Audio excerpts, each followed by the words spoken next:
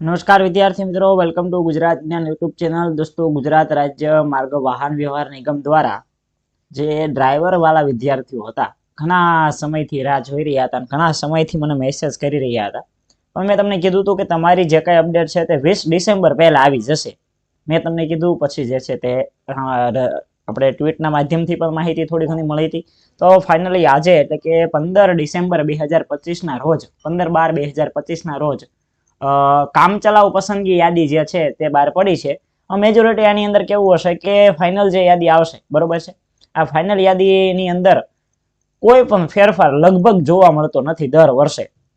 એટલે તમારે એમ જ સમજવાનું કે આ જે કામચલાઉ યાદી જે છે એ જ ફાઇનલ યાદી છે.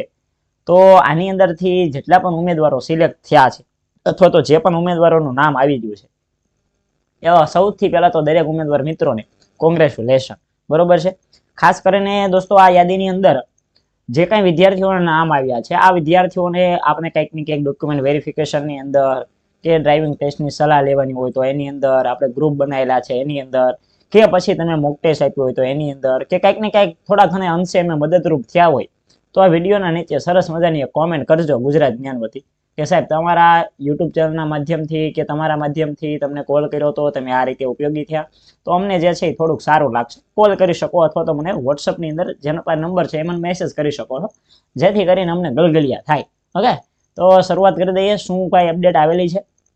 તો આખી યાદી આવી ગઈ છે જેની અંદર આખું જે છે મેરિટ લિસ્ટ આપવામાં આવેલું છે. અમે થોડીક પહેલા સૂચનાઓ જે છે એ પણ જોઈ લઈએ. તો નિગમ દ્વારા જે છે એ જ્યારે સ્થળ પસંદગી માટે બોલાવવામાં આવે, અમે ફાઇનલ આ યાદી છે તો એમાંથી તમને જે છે કયા જિલ્લાની અંદર તમને ઓર્ડર આપવો, સ્થળ પસંદગી ક્યાં કરવી, તો એના માટે થોડાક દિવસની અંદર તમને બોલાવવામાં આવશે. પ્લીઝ કોઈ કોલ કરીને એમ ન પૂછતા સાહેબ કેદી બોલાવવામાં આવશે, શું આવશે, બધું થઈ જશે. તમને 15 તારીખ આજે છે ને, 30 તારીખ સુધીમાં આખું ચિત્ર તમારું સ્પષ્ટ થઈ જશે, બરોબર છે.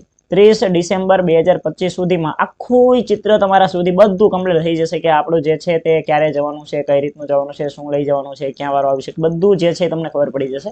તો ત્યાં સુધી વિદ્યાર્થી મિત્રો રાહ જોજો. હવે 15 દિવસ છે, આટલી બધી રાહ જોઈએ કારણ કે મને યાદ છે ત્યાં સુધી તમારી પરીક્ષા 28/1/2000 જે છે એ 23માં લેવાની, 24માં લેવાની, અને આટલી બધી રાહ જોઈ છે. 24 જતું રહ્યું આખું અને 25 પૂરું થવા આવ્યું.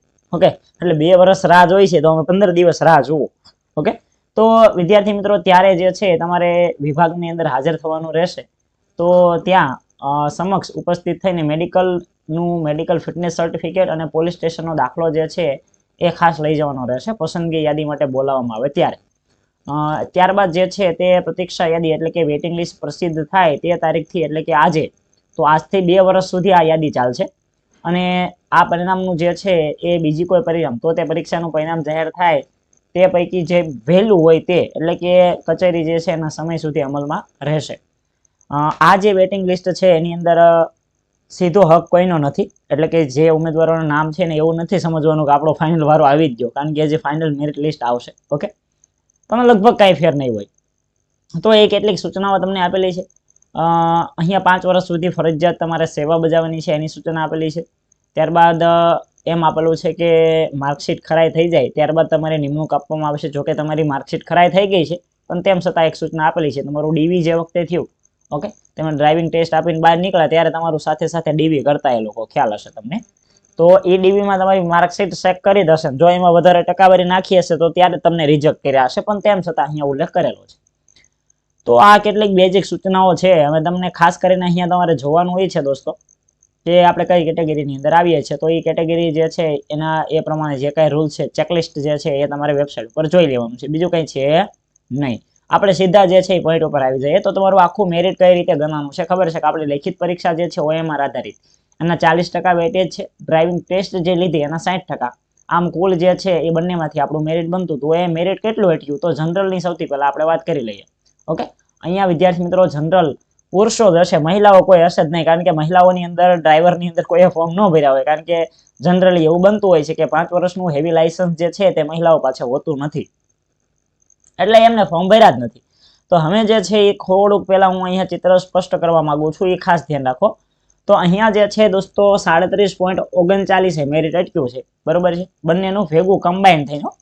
આ કમ્બાઈન થઈને મેરિટ બનાવેલું છે. સાહેબ એમ ન કહેતા સાહેબ મારે તો આન કરતા વધુ માર્ક હતા, મારે લેખિત પરીક્ષામાં આન કરતા વધુ માર્ક હતા, પણ એ બધું નહીં, આ તમારું બંને, તમારું ડ્રાઇવિંગ ટેસ્ટનું અને તમારું લેખિત પરીક્ષાનું બંનેનું થઈને ટકાવારીનો જે રેશિયો કાઢવાનો હોય છે, જેમ કે અહીંયા જે છે તમે મેળવેલા ગુણના ભાગ્યા ગુણ્યા જે અહીંયા 40% કરી નાખો, અહીંયા 60 માંથી જે 100 માંથી જે મેળવેલા ગુણ છે એના 60 માં કન્વર્ટ કરી નાખો અને ભાગ્યા 100 કરો, પછી જે તમારા ગુણ મળે છે એ બંને થઈને કમ્બાઈન.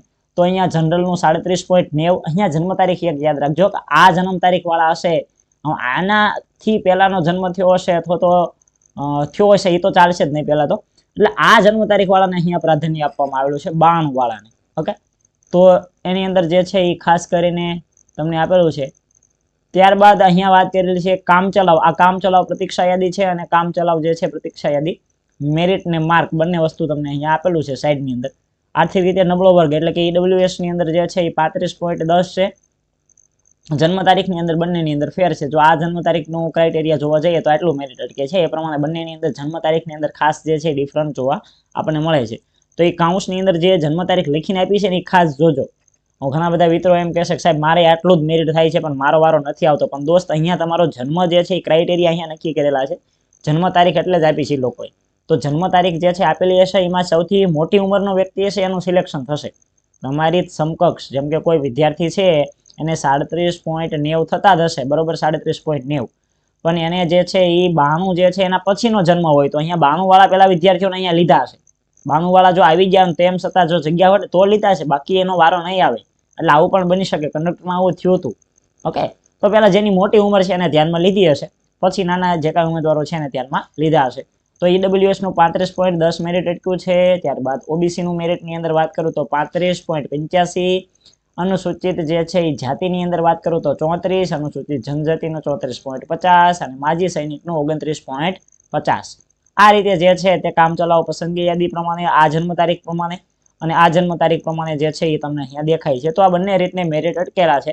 હવે આપણે જે છે એ દોસ્તો અહીંયા તમે જોઈ શકો છો, સૌથી પહેલા તમને અહીંયા આપેલું છે બિન અનામત એટલે કે જે જનરલ કેટેગરી વાળા છે. આમાં બધાને જો દાખલા તરીકે સાહેબ અહીંયા તો એસસીબીસી નો વિદ્યાર્થી છે પહેલા નંબરે, બીજા નંબરે એસસીબીસી નો વિદ્યાર્થી, ત્યારબાદ ત્રીજા નંબરે જે છે એ ઈડબ્લ્યુએસ નો વિદ્યાર્થી, ચોથા નંબરે એસસીબીસી, ઈડબ્લ્યુએસ, આવા બધા કેટેગરીના ઉમેદવારો તમને અહીંયા જોવા મળશે. જો અહીંયા જે છે એ જનરલ કેટેગરીનો એક ઉમેદવાર આવ્યો, તો સાહેબ આવું કેમ? તો જો જનરલ કેટેગરીના જે છે એ જનરલ સીટો તો બધા લાભ લઈ શકે છે, જનરલ સીટનો બધા લાભ લઈ શકશે. અહીંયા જેનું મેરિટ જેમ કે 37.90 છે તો 37.90 પ્લસ જેટલા ઉમેદવારો હશે એ બધાને જનરલનો લાભ ઓટોમેટિક આપ્યો હશે. નિગમમાં એવું નથી બીજી ભરતીની જેમ કે લેવો હોય તો લાભ મળે, નહીં તો ડોક્યુમેન્ટ વેરિફિકેશન નહીં કરાવવાનું. અહીંયા એવું નથી, અહીંયા તો તમારું કેટેગરી વાઇઝ પહેલા તો ડોક્યુમેન્ટ વેરિફિકેશન એ લોકો કરશે અને તેમ છતાં તમને કેટેગરીમાં નાખશે જેથી જગ્યા ખાલી ન રહે. ઓકે, તો આ રીતનું કંઈક વિદ્યાર્થી મિત્રો મેરિટ આવી ગયું છે. આ મેરિટ આખું લિસ્ટ જે છે એ મેં તમને આપણી વોટ્સઅપ જે ચેનલ છે એ વોટ્સઅપ ગ્રુપ આપણું જે બનાવેલું છે એની અંદર, અને સાથે સાથે દોસ્તો જે છે એ આપણી ટેલિગ્રામની ચેનલ ગુજરાત જ્ઞાન ટેલિગ્રામ ચેનલ તમે લખશો તો ત્યાં તમને મળી જશે. તો ત્યાં તમને આપણે મૂકી દીધું છે. ટૂંકમાં જનરલ કેટેગરીવાળા ઉમેદવારો જે છે એ કેટલા છે તો કે 1205 ઉમેદવારો. ત્યારબાદ જે છે ઈડબ્લ્યુએસ વાળા ઉમેદવારો જે છે એનું આખું લિસ્ટ આવેલું છે, તો એ ઉમેદવારોનું લિસ્ટ તમને મળી જશે. ત્યારબાદ આગળ જતા એક ટૂંકમાં કહું તો બધી કેટેગરી વાઇઝ જે છે એ ઉમેદવારોનું લિસ્ટ આ રીતે જે છે જાહેર કરવામાં આવેલું છે. ટોટલ જે છે કેટલા વિદ્યાર્થીઓ છે તો મને ખ્યાલ નથી, બરોબર, મેં ટોટલ નથી માર્યો, પણ નિરાતે તમે ટોટલ મારી દેજો. ઓકે, જે વિદ્યાર્થીઓના અહીંયા નામ આવી ગયા છે બધાને ખૂબ ખૂબ અભિનંદન. આટલું કંઈક મેરિટ અટક્યું છે. આનાથી ઉપર જો મેરિટ હશે તો તમારો વારો આવશે, આનાથી નીચે હશે તો નહીં આવે. તો આ રીતનું કંઈક મેરિટ આવેલું છે. ચલો રેડી. તો કોઈ બીજો કાંઈ પ્રશ્ન હોય દોસ્તો તો નીચે કોમેન્ટ બોક્સની અંદર કોમેન્ટ કરી દેજો, તમને આ વખતે 100% જવાબ મળશે.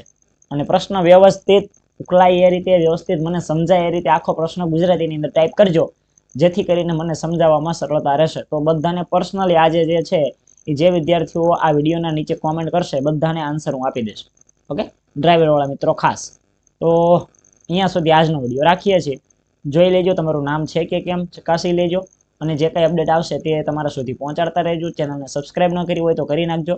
મળીએ છીએ નવા વિડીયોમાં નવી માહિતી સાથે. Thank you for watching this video.